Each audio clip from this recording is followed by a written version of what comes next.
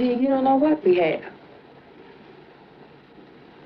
You think you know what we have. You don't know what we have.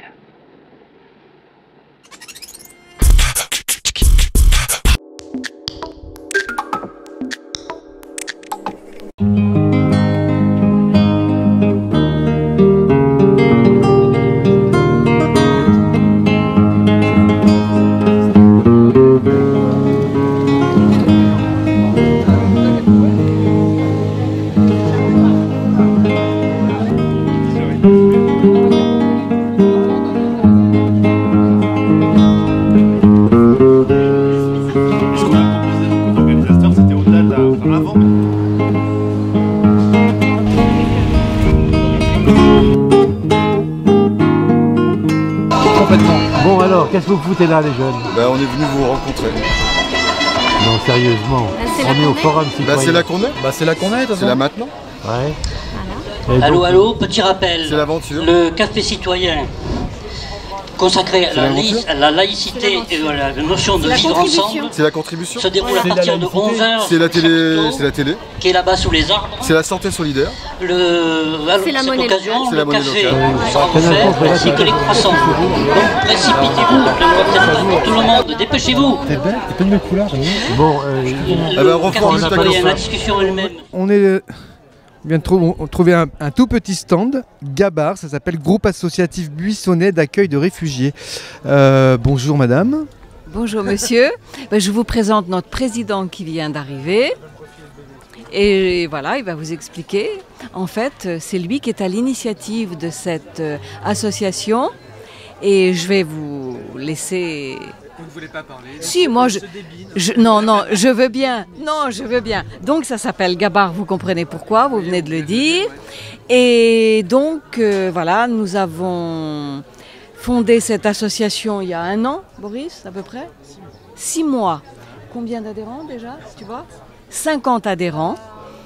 Et nous attendons donc l'arrivée là d'une dame russe. Et nous avons aussi restauré une maison complètement bénévolement. Mais maintenant, je vous laisse le président parce qu'il connaît plus de choses que moi. Bon, alors on va passer la parole au président pour... Oh, ça va aller. Non, vous pouvez vous asseoir. Donc la Gabar a été créée il y a 6 mois. Est-ce que, en général, quand on crée une association, c'est qu'il y a un manque? C'est l'objectif. Donc qu'est-ce qui manquait au buisson de Cadouin, j'imagine, le buissonnet, c'est ça, non? Pourquoi vous avez créé la Gabar? Et ça veut dire que les structures manquaient pour les objectifs que vous étiez fixés? Alors, pas du tout. Je suis désolé. Il n'y avait absolument aucun manque. Il y avait juste une grosse envie de participer à un effort collectif et international pour accueillir les personnes en grosse difficulté, réfugiés, donc notamment par rapport au conflit au Moyen-Orient, mais aussi tous les problèmes politiques qui peuvent se poser dans un certain nombre de pays. Voilà, donc avec quelques habitants, on a décidé de s'investir et au fil des échanges et des rencontres, de 2, nous sommes maintenant 50. Enfin, en quelques semaines, on s'est retrouvés très nombreux et des gens du village, puisque notre objectif est d'accueillir dans le village du Buisson de Cadouin 1 ou 2 familles de réfugiés. Voilà. Alors là, vous parlez des réfugiés dans le cadre syrien, on n'est pas du tout, c'est pas la problématique des réfugiés de Calais qui sont venus par exemple à Mozac par l'État. Vous, c'est plutôt les réfugiés qui sont, les réfugiés qui sont arrivés au Buisson de Cadouin dans le cadre des mouvements migratoires liés au conflit syrien? Oui, alors on ne pose pas de critères particuliers.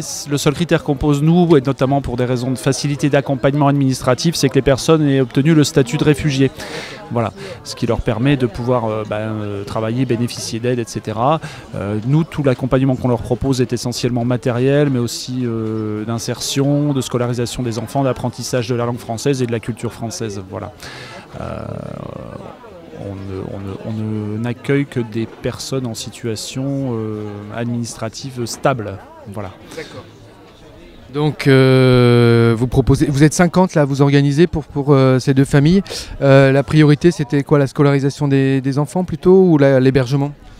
En fait, c'est très variable en fonction des besoins des familles. Là, on va accueillir une famille russe, donc c'est une femme isolée avec 2 enfants, donc qui est en France depuis quelques années, mais dans une situation très précaire. Donc là, notre objectif pour elle, c'est essentiellement l'insertion professionnelle, puisqu'elle est déjà un petit peu francophone, et surtout l'accompagnement psychique et psychologique, puisque c'est une personne qui est seule et qui a des besoins qu'on va découvrir petit à petit aussi, puisque chaque situation est particulière.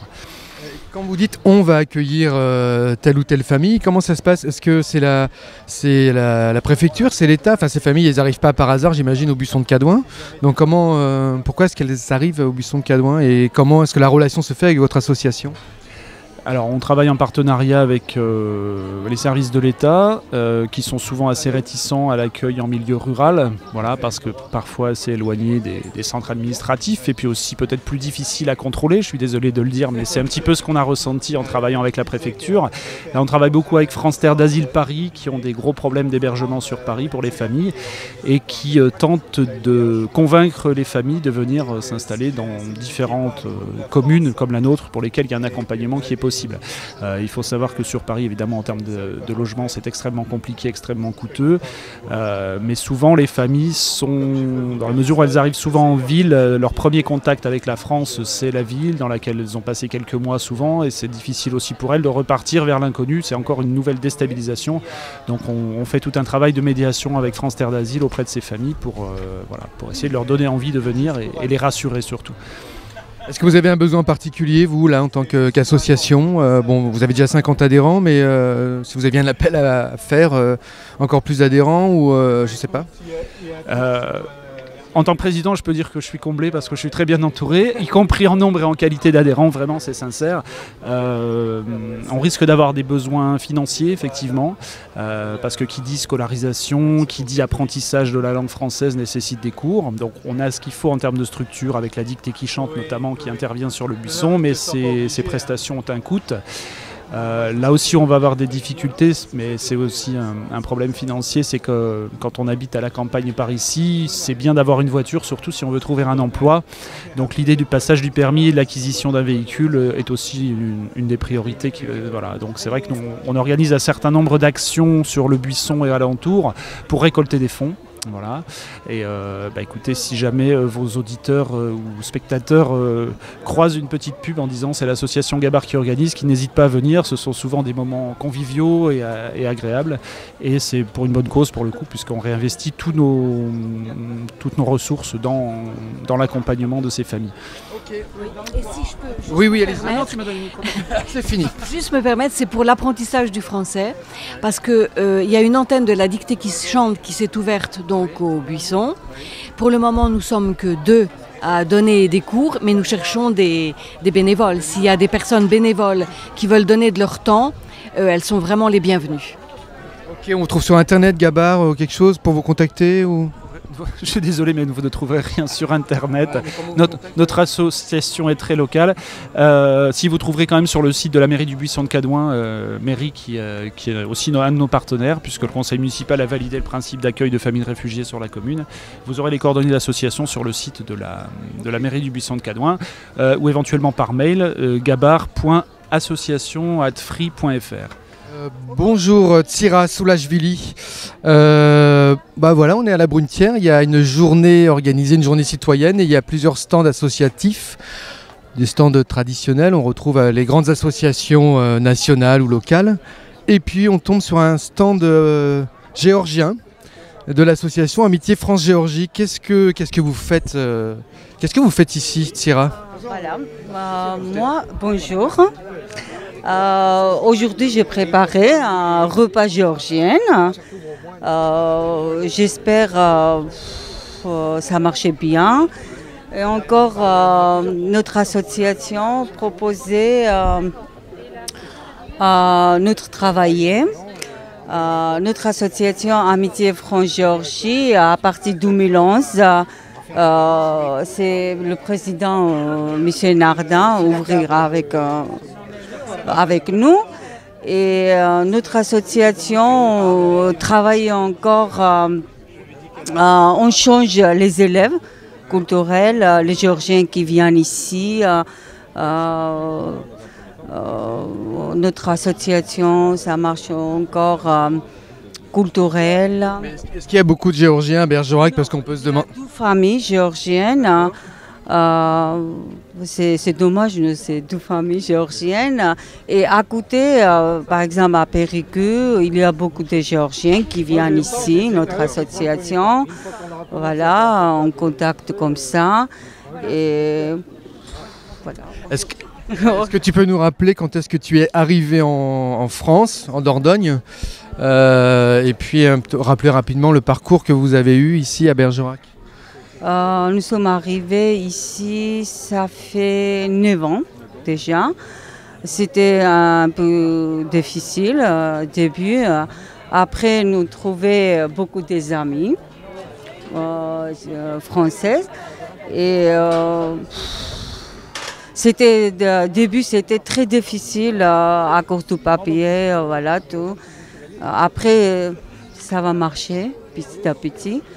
Moi, je suis contente aujourd'hui parce que j'ai travaillé, ça fait 6 ans.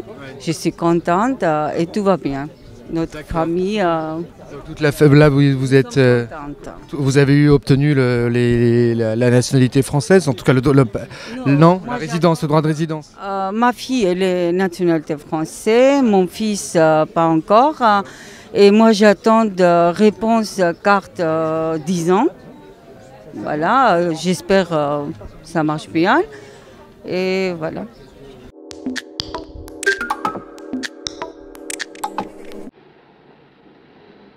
You don't know what we have. You think you know what we have. You don't know what we have.